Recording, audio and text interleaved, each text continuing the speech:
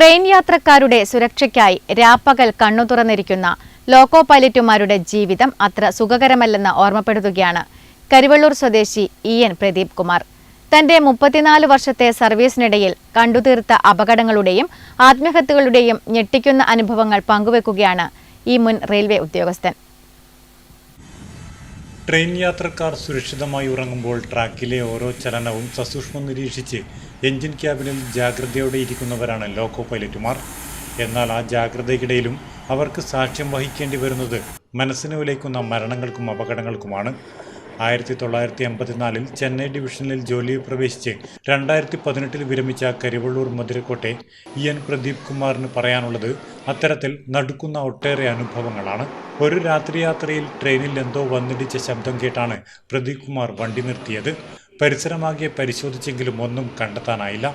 എന്നാൽ യാത്ര തുടർന്നപ്പോൾ കണ്ട കാഴ്ച വിചിത്രമായിരുന്നു. ട്രെയിനിനൊപ്പം കൊമ്പൻ മീശക്കാരനായ ഒരാളുടെ തലമാത്രം സഞ്ചരിക്കുന്നത് പോലെ ഒരു തോന്നൽ. ഇത്തരം ഭീതിതമായ നിഴൽ രൂപങ്ങൾ പലപ്പോഴും ലോക്കോ പൈലറ്റുമാരുടെ ഉറക്കം കെടുത്താറുണ്ട്. മറ്റൊരനുഭവം മരണത്തിൻ്റെ വക്കിൽ നിന്ന് ഒരാളെ രക്ഷിച്ചതാണ്. ട്രാക്കിൽ ചുവന്ന സാരിയെടുത്ത് നിൽക്കുന്ന ഒരു സ്ത്രീയെ ദൂരെ നിന്നു തന്നെ പ്രദീപ് കുമാർ കണ്ടു. നിർത്താതെ ഹോണടിച്ചിട്ടും അവർ മാറിയില്ല. ഒടുവിൽ അവരുടെ ദേഹത്ത് തൊട്ടില്ല എന്ന മട്ടിൽ ട്രെയിൻ നിർത്തി. അന്ന് ആ സ്ത്രീയിൽ നിന്നും കേൾക്കേണ്ടി വന്ന അസഭ്യവർഷം ഇന്നും ഇദ്ദേഹത്തിൻ്റെ ഓർമ്മയിലുണ്ട്.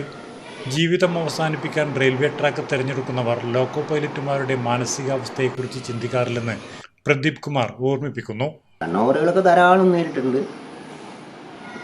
മറ്റേ സബർബൻ സെക്ഷനിലൊക്കെ വർക്ക് ചെയ്യുന്ന സമയത്ത് എന്ന് പറഞ്ഞാൽ 100 കണക്കിന് റണ്ണോവറുകൾ ഉണ്ടാവും ഒരു ആളുടെ ജീവിതത്തിൽ. കാരണം അതിങ്ങനെ 5 ട്രാക്കാണ്, വളരെ സ്പീഡിൽ പോകുന്ന 2 ട്രാക്ക്, പിന്നെ അതിൻ്റെ ഇപ്പുറത്ത് 2 ട്രാക്ക്, ഇത് ക്രോസ് ചെയ്ത് വരുന്നവർ, പിന്നെ മരിക്കാനായിട്ട് വരുന്നവർ, ഇങ്ങനെയൊക്കെ ഇഷ്ടംപോലെ സാധാരണ റണ്ണോവർ ഫേസ് ചെയ്യും. റണ്ണോവർ ഫേസ് ചെയ്യുന്നത് ഒരു ബുദ്ധിമുട്ടാണ് ആർക്കായാലും. അത് പിന്നെ ഈ റണ്ണോവറുകളൊക്കെ ഒന്നിച്ച് അക്യുമുലേറ്റ് ചെയ്തിട്ട് രാത്രി ഒരു റണ്ണോവർ സ്പെഷ്യൽ തന്നെ ഓടിച്ചിട്ടാണ് റെയിൽവേ റിമൂവ് ചെയ്യുന്നത് ട്രാക്കിൽ. അതുകൊണ്ട് ഈ ജനറൽ ഹോസ്പിറ്റലിൽ കൊണ്ട് ഈ പോസ്റ്റ്മോർട്ടം നടത്തണ്ടേ, അപ്പോൾ അതും ഓടിക്കേണ്ടി വരും. നമ്മൾ റണ്ണോവർ സ്പെഷ്യൽ ഓടിക്കേണ്ടി വരും രാത്രി. അതൊക്കെയാണ് ഇതിൻ്റെ സാധാരണ രീതികൾ. തുടർച്ചയായ അപകടങ്ങളും മരണങ്ങളും കണ്ട് പലപ്പോഴും ലോക്കോ പൈലറ്റുമാരുടെ മനസ്സ് നിർവികാരമായി മാറാറുണ്ട്. ആത്മഹത്യകളും അപകടങ്ങളും ലോക്കോ പൈലറ്റുമാരുടെ സന്തത സഹചാരികളാണെന്ന് പ്രദീപ് കുമാർ പറയുന്നു.